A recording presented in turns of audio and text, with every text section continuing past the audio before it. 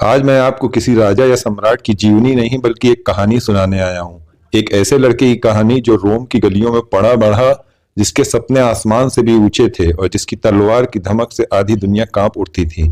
ये कहानी है गयस जूलियस सीजर की।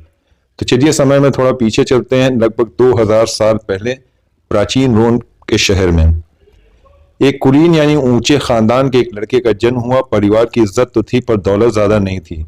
बचपन से इस लड़के की आंखों में एक अलग सी चमक थी। वो होशियार था, दिलेर था और उसकी बातों में ऐसा जादू था कि लोग उसे सुनते ही रह जाते थे। उसकी दिलेरी का किस्सा तो आज भी सुनाया जाता है।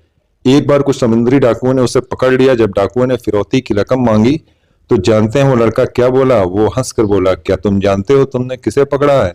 मेरी कीमत कहीं इससे ज्यादा है। वो डाकुओं की कैद में भी एक कैदी की तरह नहीं बल्कि एक राजा की तरह रहा। वो उन्हें हुक्म देता, उनके साथ खेलता और मजाक में कहता कि जब मैं आजाद हो जाऊंगा तो तुम सबको सूली पर चढ़ा दूंगा।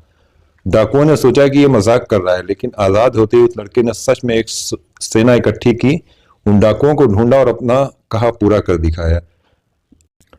रोम लौटकर सीजर ने राजनीति में कदम रखा। वो जानता था कि रोम पर राज करने के लिए सिर्फ दिलेरी काफी नहीं, ताकत भी चाहिए। इसके लिए उसने दोस्ती की एक ऐसी तिकड़ी बनाई जिसने रोम का इतिहास बदल दिया। एक तरफ था रोम का सबसे अमीर आदमी क्रैसस और दूसरी तरफ था रोम का सबसे बड़ा जनरल पॉम्पी, और बीच में था इन दोनों को जोड़ने वाला खुद सीजर। तीनों ने मिलकर फैसला किया वो रोम में वही होगा जो वो चाहेंगे। इसी दोस्ती की बदौलत सीजर को गौल, आज का फ्रांस का गवर्नर बनाया गया, और यहीं से शुरू हुई वो दास्तान जिसने सीजर को इतिहास में हमेशा के लिए अमर कर दिया। अगले 8 सालों तक सीजर ने ऐसी लड़ाइयां लड़ी कि दुनिया देखती रह गई। उनकी सेना छोटी थी पर उनका हौसला और उनकी रणनीति इतनी कमाल की थी कि बड़ी बड़ी सेनाएं उनके सामने घुटने टेक देती थीं। एक शानदार जीत के बाद उसने रोम में एक छोटा सा संदेश भेजा, सिर्फ 3 शब्द, वेनी वेंडी विची, यानी मैं आया, मैंने देखा और मैंने जीत लिया।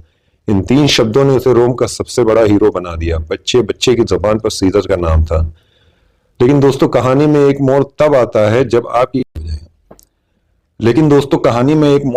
है जब आपकी कामयाबी आपके दोस्तों को ही चुभने लगती है। रोम में बैठा उनका दोस्त पॉम्पी अब सीजर की शोहरत से जलने लगा था। उसे डर था कि सीजर अब रोम का सबसे ताकतवर इंसान बन चुका है।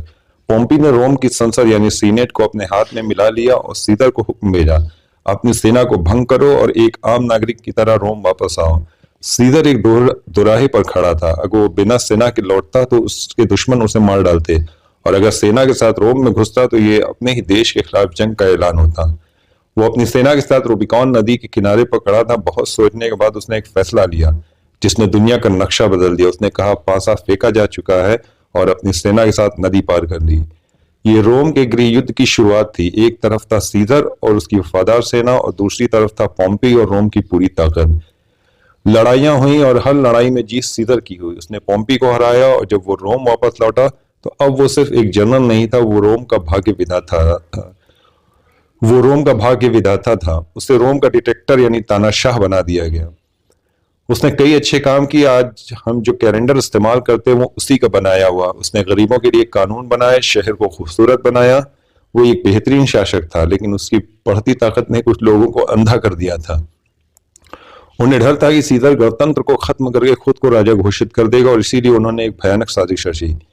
15 मार्च 44 ईसा पूर्व का दिन था। सीजर हमेशा की तरह सीनेट की सभा में गया। उसे अंदाजा भी नहीं था कि आज उसने अपने ही लोग उसकी जान के दुश्मन बने बैठे हैं।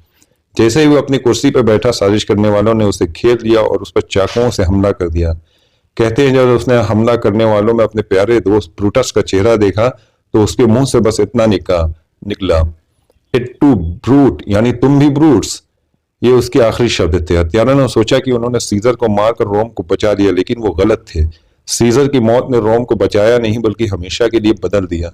एक ऐसा गृह युद्ध छिड़ा जिसके अंत में सीजर के ही गोद लिए हुए बेटे ऑक्टेवियन ने सत्ता संभाली, और वो ही रोम का पहला सम्राट ऑगस्टस सीजर बना।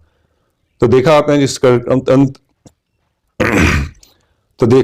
गणतंत्र को बचाने के लिए सीजर को मारा गया, सीजर की मौत ने उसी गणतंत्र को हमेशा के लिए खत्म कर दिया और रोमन साम्राज्य की नींव रखी। ये थी कहानी जूलियस सीजर की, एक योद्धा, एक शासक और एक दोस्त जिसे उसके ही दोस्तों ने धोखा दिया।